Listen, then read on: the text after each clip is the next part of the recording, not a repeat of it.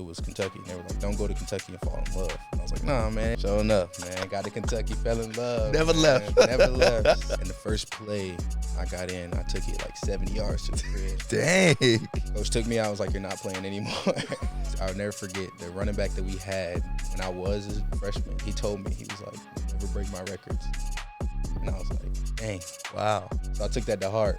He was You know what I'm hating. saying? Yeah, you know what I'm saying? So it was no hard feelings, but, you know, I did do it 3 times. Hey, let him know. Yeah. Ain't nothing wrong with that. Yeah. What's good, Commanders family? I am Brian Colbert Jr., and this is the Next Man Up podcast, where we sit with your favorite Commanders players and don't talk so much X's and O's. We talk about the player behind the mask. And this Next Man Up is no other than our 6th-round pick, Chris Rodriguez, our running back out of Kentucky. Brother, how you doing? I'm doing good. How about you? Oh, man, I'm blessed, man. I appreciate you. Like I always tell the rookies, man, I know, like, these first seasons are crazy for you guys, very regimented, so I appreciate you taking the time to kick it with us. Yes, sir, no doubt. Yes, sir, man. So, you know, we're going to talk a little more about football later, but we like to start at the beginning. Talk about a little bit where you're from, man, out in Georgia. Yeah, so I was originally born in Clayton County. Yeah. And then, you know, when I was in 5th grade, I think I did move to McDonough, Georgia, where I went to Ola High School.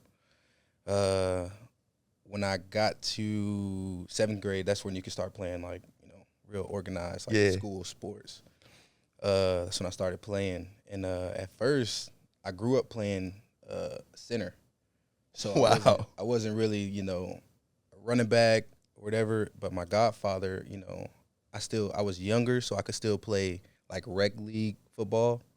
So my godfather put me at fullback because he was like, you know how to block. You know, we're just going to put you at fullback. Yeah. And then my older brother, he played center. So then when I got to 7th grade, when I started playing, they were like, you know, we're going to put you at fullback too. So then I started playing fullback a little bit. Pretty much did that throughout middle school, got to high school. I didn't know, like, the ins and outs of football. Like, I didn't know you had to go to summer workouts to make varsity. Right. So I didn't go to summer workouts my freshman year. And then I ended up qualifying for varsity, but they didn't put me on varsity. My head coach was like, nah, we're not doing that. So, and then I was on JV pretty much that whole year. And then one game they bumped me up because one of the running backs got hurt. And the first play I got in, I took it like 70 yards to the crib. Dang. Coach took me out. I was like, you're not playing anymore. I didn't play the rest of the season on varsity, played JV. And then, yeah, that's pretty much, you know, McDonough for me. I mean, you know, when I was growing up, it was me, mom, sister, grandma, grandparents. It was a lot of us in the house. You know, we kind of grew up as a tight family.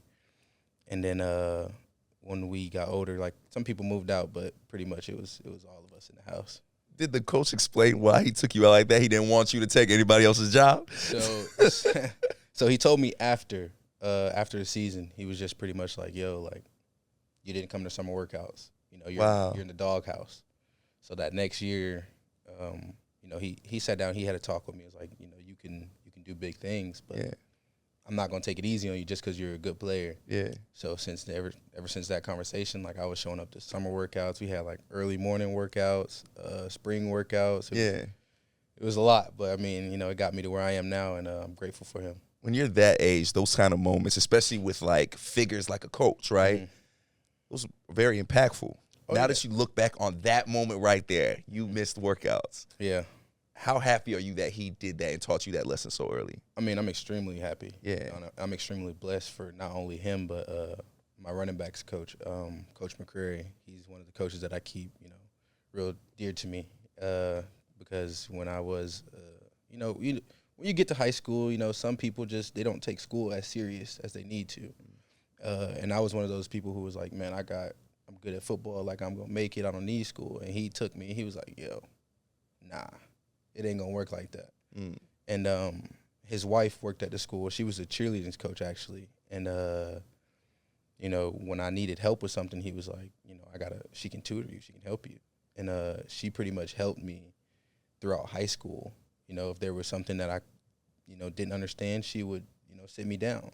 Yeah. And they would explain it to me, and it wasn't like really, I would say, school stuff, even if it was like outside stuff, you know, about about family, about home. You know, they would bring me in. Like I would go over there sometimes. We would have dinner or whatever. But yeah, I'm extremely blessed for both of them, and grateful that they helped me get to where I am today too. That's so cool to hear because it clearly sounds like you had people that really believed in you. Oh yeah, for sure. When did you believe, like, oh man, I'm gonna make it to the next level? I'm at least gonna go play college football. When did you like realize that? I would say my sophomore year. Actually, after my sophomore year, going into my junior year in high school, I was actually on the way to New York, and I got a call from my head coach, and he was like, "Yo, Georgia State's gonna offer you." Wow. And I was like, "Ain't no way." You know, it's one of Georgia those- State, like yeah. So it's like, you know, I was extremely grateful for that opportunity that they would even, you know, consider me. But you know, when I kept working and, you know, I'll never forget the running back that we had when I was a freshman. He told me, he was like, "You'll never break my records." And I was like, dang. wow. So I took that to heart. He was You know what I'm hating. saying? Yeah, you know what I'm saying? So that my sophomore year, I ended up breaking his record. The year he left, I ended up breaking it. And then the year after that, I ended up breaking my own record again. Wow. So after that, I was, you know, you just think to yourself, like, I really can do this if I apply myself to not only on the field, but off the field in the classroom. Yeah. So I say that was a moment probably like after my sophomore year. I was like thinking I can do this. Did you get to see that running back again after you broke his record and let him know, like, hey, bro, I got you. Got you twice. So I did. I did see him. Pretty cool dude. Talking, you know, he was just, I guess he was in a bad mood that day. I got mad respect for him. He did show me the ropes when I was a freshman. But yeah, I seen him. It was no hard feelings, but you know, I did do it 3 times. So. Hey, let him know. Yeah. Ain't nothing wrong with that. Yeah, so. And it's funny, every time I talk to y'all Georgia boys, man, I hear this Peach State pride phrase, right? Y'all got this Peach State pride. Mm-hmm. What does that mean to you? Yeah, so when I got to Kentucky, I felt like, well, even when I was on my official visit to Kentucky, it was me and a bunch of Florida boys or me and a bunch of Ohio boys. You know, I didn't really know any Georgia boys that was on the team. Yeah. And when I got there, I met Jamin and Yusuf. And they're both, Yusuf was from around my area. I knew him growing up, just like I knew Antonio. And they had this saying, which was like Peach State pride. I was like, what y'all talking about? Yeah. Like Peach State pride, you know, it's not a lot of Georgia boys that's here.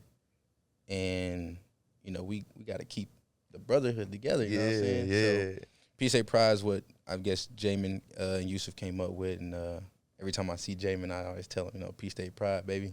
And you mentioned AG. Let's go back to that real quick. He's from your area. Yes. He's a guy that played in high school not too far from your high school.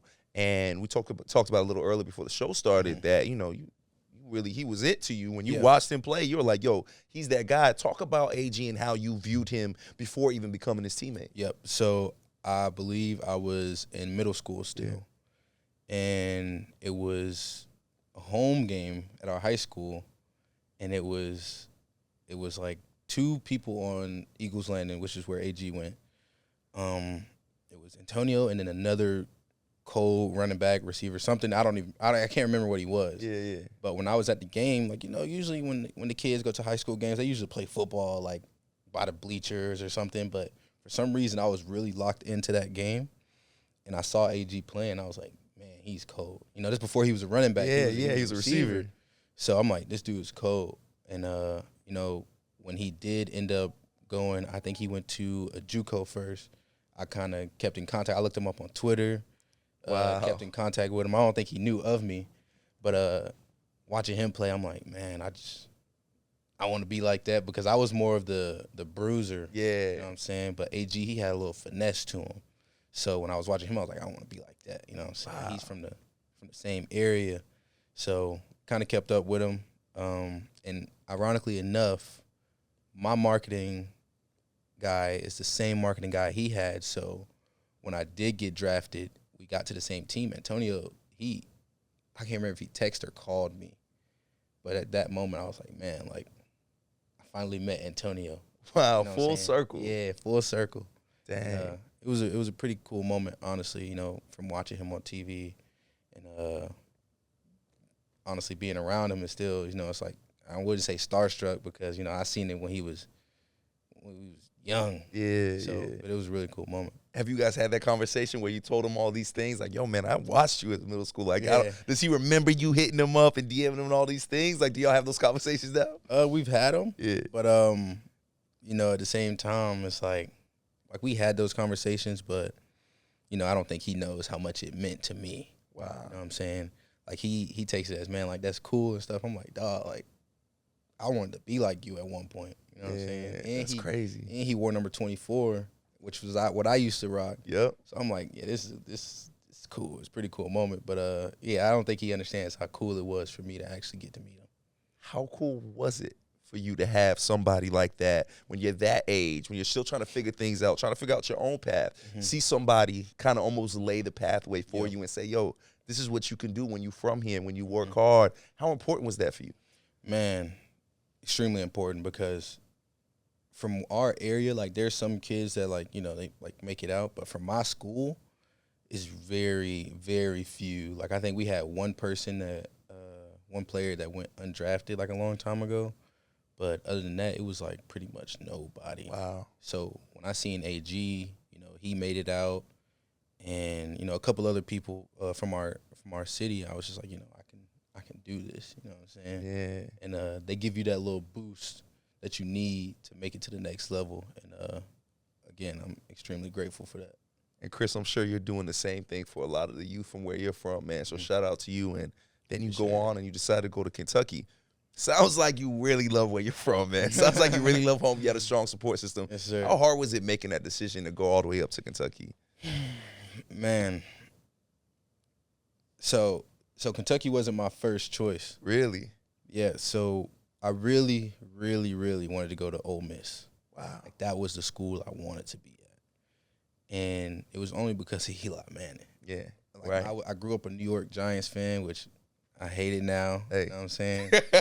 But I grew up a New York fan. My dad's from there. So that was, when I watched sports, I was watching it with him. Yeah. So when I seen Eli, I'm like, all right, Eli was at Ole Miss. It's like, that's where I want to go. So I went up to Ole Miss. It was an unofficial visit. And, I fell in love with it. I was like, man, I want to come here. But at the time, Ole Miss was going through some violations or whatever where they couldn't go to a bowl game. And when I was talking to my head coach at the time for my high school, he was like, you don't want to miss out on those bowl games. Like those are like fun times that you wish you can, get back. And, listening to him, he did take me up to Kentucky. Before I even left Ole Miss, I told him, I was like, yeah, like I got one more school that we're going to go to, take an unofficial. And it was Kentucky. And they were like, don't go to Kentucky and fall in love. And I was like, nah, man, it ain't never like I want to come to Ole Miss. Right. Sure enough, man, got to Kentucky, fell in love. Never man. left. Never left. So, I got home. I was in the room with my brother. I think we had just woke up that morning. I was like, yo, I think I'm about to commit to Kentucky. He was like, for real? I was like, yeah. So, called up Coach House, and I was like, yo, like, I'm gonna commit to you. He's like, you good? Are you sure? Yeah. Like, yeah. He was even surprised. Yeah. I was like, yeah, I think I'm gonna do it. So I wouldn't say it was a hard choice. It was one of those things that kind of felt right at the time. It's like a gut feeling you had, like Yeah. this is where I need to be at. Yeah, it was just like, you need to be here. Yeah. So I end up going, and I'm extremely grateful for what they've helped me accomplish. I'm here now, so. And clearly, like you said, you're here now, so clearly you made the right decision, man. Yes, sir. Went to Kentucky. Now, I want to fast forward a little bit to the Senior Bowl, right? You go on Kentucky, you ball out, you the man, and you playing against some really high-level talent. Senior Bowl comes, and this is your chance, right? This is your chance. There's not a lot of running backs coming out of Kentucky, right? Let's be honest, right? So I'm sure you know that pressure you have that on you. You come out a day that everybody's watching you, right? You can make or break yourself right here, and you decide to wear a purple face mask. Yes. Can you talk to us about why you decided to do that and use that moment to wear a purple face mask and stand out in that way? Yeah, so for people that don't know, my mom passed away January 11th, and it was really hard on me. Yeah. I didn't even want to play in the Senior Bowl game. Wow. Like it was just one of those things where I was like, like I'm kind of hurting. I didn't want to say hurting, but like I was just, like I had did something to my knee that week at practice. I just was feeling out of it. Wow. All the goals that I've had were for my mom, like to do with her. Like my goal to make it to the NFL was what we sat down and we talked about. You know what I'm saying? Like she helped me create these goals, and like for people to ask, like my why is her. Yeah. You know what I'm saying? Like even though she's not with me, it's like she's still my why. And that day at the Senior Bowl, that the night before, and I was like, I don't want to play or whatever. I talked to my agent. He was like, if it's up to you. I don't think if you don't want to, then I don't think you should. And like it was just another feeling that I had. Like when I laid my head down, it was like my mom would not want me to sit out of this game. Wow. So when I woke up that next morning, I told Jim Nagy, I was like, I'm gonna play. I got the purple face mask. Like I got family coming, and I don't think my mom would want me to sit out. So I ended up playing and had a pretty decent game. Yeah. So. But yeah, that's pretty much the purple face mask for me. Yeah, and you talk about, going through what you went through, losing a mother very quickly, very fast. And this is during a time where, man, you're about to accomplish maybe every dream you've ever had, right? Yep. Talk about how sad you were, how you were having a hard time, how you didn't even want to play. How did you power through that? How do you get through something so traumatic and so tragic in your life? I mean, family. For me, family and friends. When I did get that call, I was at Exos in Dallas, and a huge shout out to them. They had everybody there was showing me love when I was on that sidewalk crying, and I never forget that moment. And then when I did get home, I had my family who was there for me, and my friends that I don't even call friends. You know what I'm saying? They were all there for me. They made it easy. You know what I'm saying? And that's why I'm extremely blessed for football. Football brings you around so many people that love you and care about you. And playing football at a young age, as I say, my godfather, my mom, my head coach when I was in rec football, my mom was getting sick at some point, and I didn't even notice. But she told my coach, was like, hey, can Chris come live with you? And, just can you take care of him? Like, I'm getting sick or whatever. And I didn't know that till I think my second year in college. And she told me, she was like, I asked him to, take care of you. And I call him my godfather, but, man, it runs deep. You know what I'm saying? Like, I've been to family reunions with the family. Every time I go back home, I stay with them. Yeah. Like, it's family. You know what I'm saying? And they introduced me to a lot of people that I don't even call friends anymore. It's family. Like I said, it runs deep. Blood could make us closer. Wow. Man, that's so cool. And your mom's clearly was a very smart woman, man. And clearly you loved her a lot. What are some of the things that she taught you that you carry every single day? Like, I know me, the older I get, the more I think about my parents and things, and I'm just like, dang, they were right about this. Or, man, I remember they used to always say this and do this, and I never understood, but now that I'm older, I get it. What are some of those things you carry with you that you got from your mom? Man, my mom, she was one of those people who I always say was like, she was like one of my best friends. You know what I'm saying? Like, I could tell her anything that I ever did, anything. When I got in trouble, I would tell her, and she wouldn't be mad. Wow. You know what I'm saying? But she always told me, like, being, how can I say it? Like, outside of football, being in the streets and like partying and having fun, it ain't for everybody. Yeah. And I thought, going to the club, when I was in college, going to the club with friends and having fun, partying, I thought it was, a part of the lifestyle. But sure enough, I did end up getting in trouble, and she came up to me and she helped me, and she was like, I told you. She was like, I'm glad you found out now rather than later. She was like, I still love you. I'm not mad at you, but you had to learn. And for that, extremely grateful for for that moment. Like that's one of those moments that I wish I can, get back. I was crying in my mom's hands, and Right. she's holding me, kissing me on my forehead and stuff. But extremely sad moment. But again, blessed that I even had the opportunity to go through that with her. Yeah, and that's really interesting to hear. We have a lot of people on. I mean, you guys are all men that come on this show, right? Next Man Up, and a lot of them are black men. And talk about how hard it is to have these moments of vulnerability. Yep. Have these moments where you feel, have these moments where you can cry and things like that. What you're going through is pretty fresh. Yep. It hasn't been a long time at all. We're going through the holidays and all that. Are you finding time to have your moments where you grieve and feel and let these things out while you're in the midst of a rookie season and trying to do all of these things? And you have those moments? Oh, yeah. So for me, like, I've been living with my fiance for like 4 years now. So whenever I do feel like I need those moments, it's just me and her. Yeah. You know what I'm saying? We sit down, and we might not talk about it long, but we talk about it. You know what I'm saying? And I got a picture a picture from my mom's funeral, and I keep it, in my living room. And whenever I feel like I just need to talk to her, I just go up to her and I just talk to her. Wow. You know what I'm saying? It's just one of those things where it makes me feel better. You know what I'm saying? Yeah. And makes it feel like she's listening.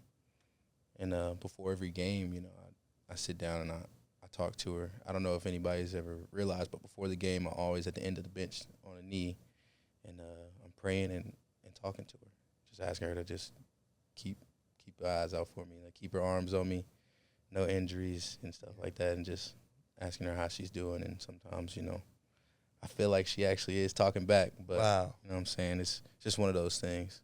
Well, Chris, she definitely has her arms wrapped around you, man. You get through all of that. Mm-hmm. You go through the Pro Bowl, go through the Combine. I believe you even did like a thing where you raised money for lupus people with like your reps on the bench press. Yep. So still very much locked into what you're going on with her, but you're also getting the job done. Now draft night comes. Get drafted in the 6th round, you get that call. Now I believe you were at home in Georgia with family, right? Were you in Georgia? Yeah, I was in Georgia. Bring us back there, man. Take us back to that moment when you got that call, where you was at, who you was around you, who embraced you. Talk about that a little bit. Yeah, so at the draft party, it was basically a bunch of people that helped me get to where I was, and a bunch of my family. Some of my friends stopped by, really most of them. But yeah, so I remember there were some coaches, I won't name who the coaches were. Some coaches were calling me and telling me, like, yeah, man, we're going to get you free agent. And I'm like, Coach, like, the draft is still going on. Like, I ain't trying to hear none of that. Well, you call me after. And then I remember getting a call from Coach Rivera, and at the time, I was so struck,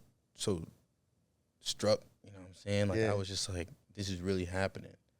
And for people that see the video, like, I'm sitting on the couch. It was my fiance on my right and my little sister on my left.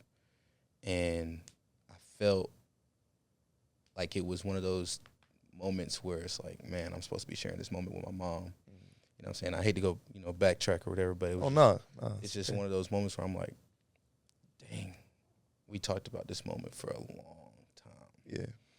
And people were like, man, he don't look excited to be drafted. And I'm like, man, it's a lot of emotions. Carrying a lot. Yeah. Yeah. It's like a lot of emotions going through me right now. Like, one, my dream, I just accomplished it. You know what I'm saying? It was one of my dreams, one of my goals. But it was one of me and my mom's goals at the same time. Yeah. So going through that, like, it was just like, man, I cannot believe this is happening. And then after that, like, that moment where I hung up the phone and hear my name on the TV, it's like, man, this is real life. Yeah. And also mad that day, like, my hats were late coming in. Oh, so Washington hat was the only one that I didn't have. Oh, man. So I was mad at that. But I'm like, I can't even put the hat on. But, that's a big moment to put the hat on, right? Like, what I'm saying? I want to put the hat on. Like, that's the big moment. Right. But I'm extremely grateful that Washington was able to, draft me, and what I'm saying, here we are.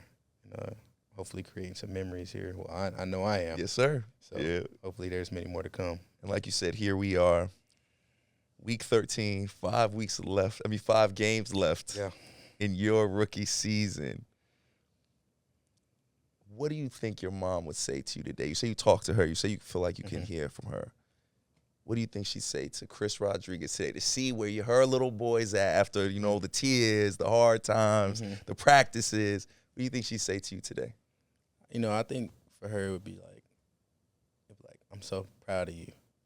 I won't expose my nickname. Oh, what was the nickname? Come on. My mom used to call me Stinkapot. Stinkapot. Yeah. She said I used to be bad when I used to go number 2 when I was a baby. So that's where it came from. Yeah. So she used to call me Stinkapot. So she'd be like, I'm so proud of you, Stinkapot. Like, I knew you would do it. I'm so glad that you're, staying the course. I know it's not easy. But I'm proud of you, and I love you so much. My mom was one of those people who, when she came up to stay with me when I was in Kentucky, she was not leaving. She didn't want to leave. She didn't want to go home.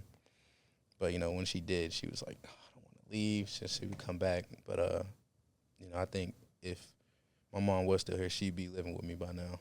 And whether I was in an apartment, a house, she'd be living with me right now. So that's so cool, man. Well, man, I have no doubt that your mom's with you, man. She's with you right now. She's with you every time you step on that field. And you've been able to get on this field, man, and able to show what you're capable of. That's rare for a 6th-round pick. Not every 6th-round pick see minutes they rookie year. Not many 6th-round picks make the team.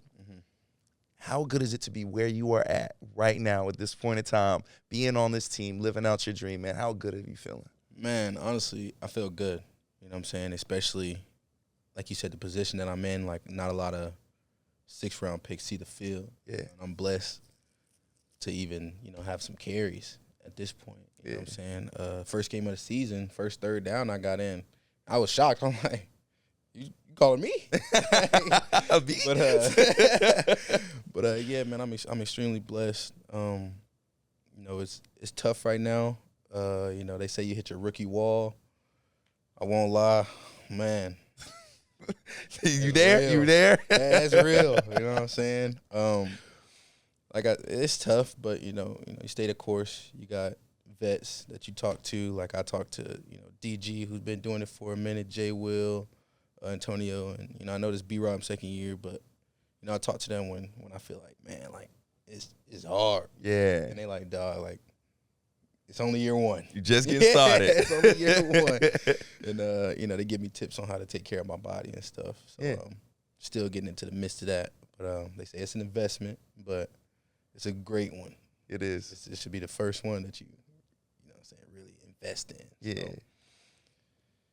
So yeah, it's been tough, but man, it's going. I can see the weight on you still. Like, man, I know the season's ended, man. Thank you so much for sharing what you shared today, because I know that's not easy, man, especially when it's talking about your parents and it's something that's so fresh and so new, man. So, I hope you and your family are doing well, man. Prayers to all of them. And your mother, man, she raised a great young man, and I have no doubt she's proud of you just like the rest of us are proud of you to see you do your thing, man. Commanders family, this is the Next Man Up podcast with no other than our running back, Chris Rodriguez. Chris, thank you for your time, brother. Sir, thank you. Sir.